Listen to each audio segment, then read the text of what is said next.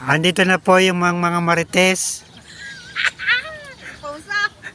Ako, yun ang mga marites. Ikaw na naman yung ko. Hindi. Ano na ba ang latest niya? Mga Latest. mga certified po.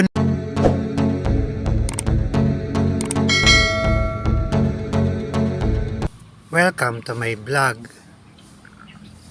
Papasyal tayo ng bakuran o sa likod ng bahay para bisitahin ang tanim na palay at mga iba pang tanim na gulay.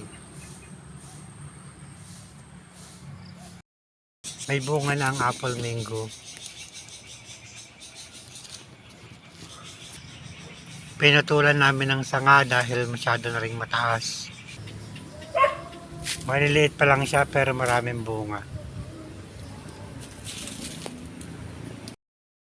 Malalaki na rin ang mga tanim na sili.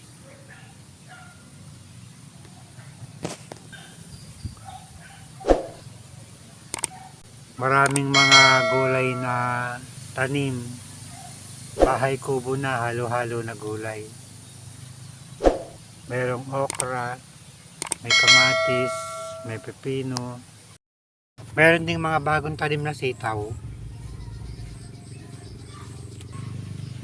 Ito yung pinagtaniman ng okra dati. Maraming tubig dahil dumating na yung tubig ng irigasyon. Dito lang sa kabila ng pader, irigasyon na yan. Nakatagon dito sa likod ng bakuran. Kaya nalilibre ng tubig. Ang kapuranggot na kamoting baging. Hindi na nakalaki kasi inunahan kami ng kambing. Nakawala ang kambing ng kapitbahay. Ayun, nginuya ang mga dahon. Kaya naupod.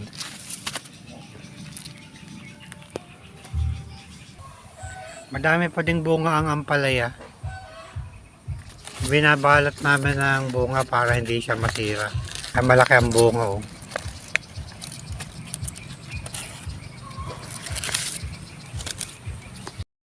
Ang tanim na sili, ang daming bunga.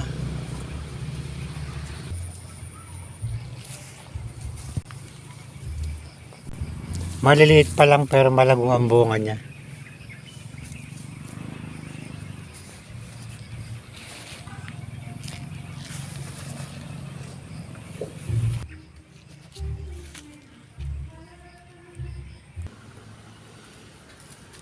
Meron din kaming dalawang klase ng alugbati. Alugbati na kulay berde.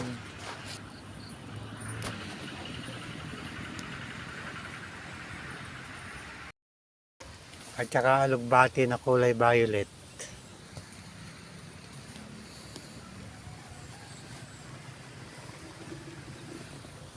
Ang cute naman ng mga bulaklak niya. Madami pa ring bunga yung saging na latundan.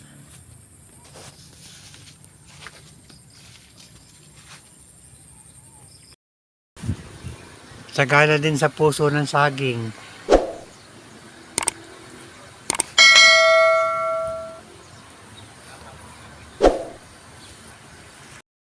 Kaya di mawawala ng ulam. Andito lang sa likod ng bahay. Hindi na problema ang ulam, mamimitas na lang. Ang talong na matanda, hindi nawawala ng bunga.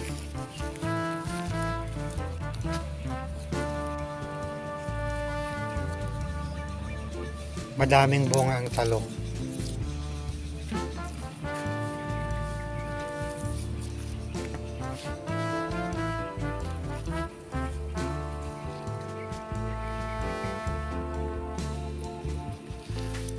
Matanda ng puno ito, meron na yata itong isang taon.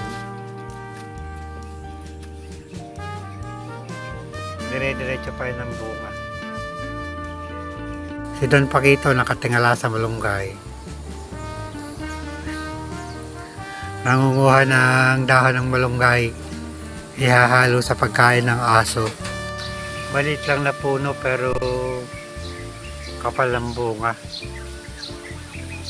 Ang punong anunas, marami ding bunga. Mangunguha tayo ng ilang bunga ng kalamansi para sa usawan tang ulam mamaya.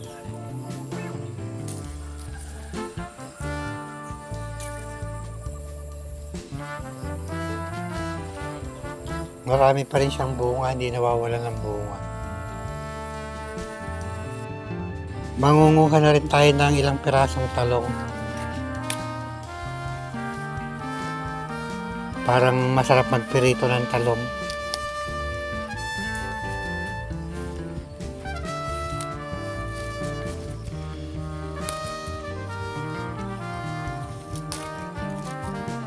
Tamang-tama isasaw natin sa kalamansi na kinuha natin kanina.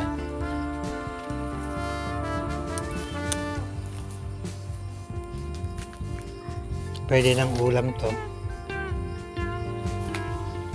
Andito na po yung mga marites. Tusok.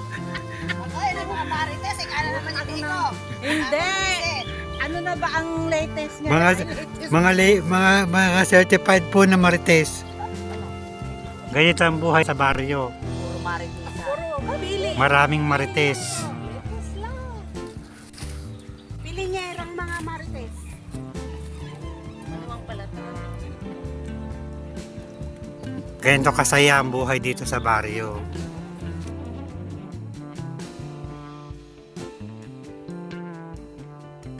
Ito na ang itsura ng palay dito sa likod bahay.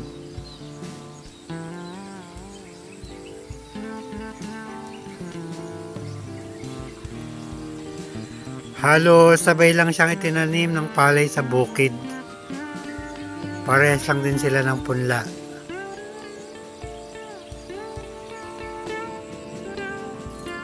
Maganda din ang pagkakatubo ng palay.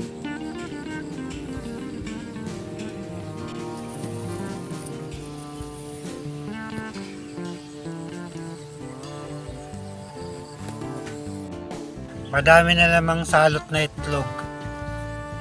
Ito yung mga itlog ng golden kohol. Yung mga naninira ng mga palayan. Malakas siyang makasira, kinakain niya yung mga dahon. Sagana pa rin sa patubig. Dahil sa irigasyon din kumukuha ng tubig.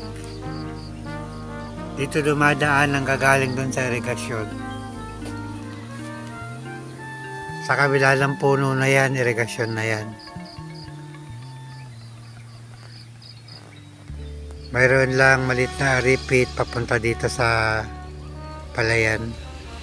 Agusan ng tubig. Till here.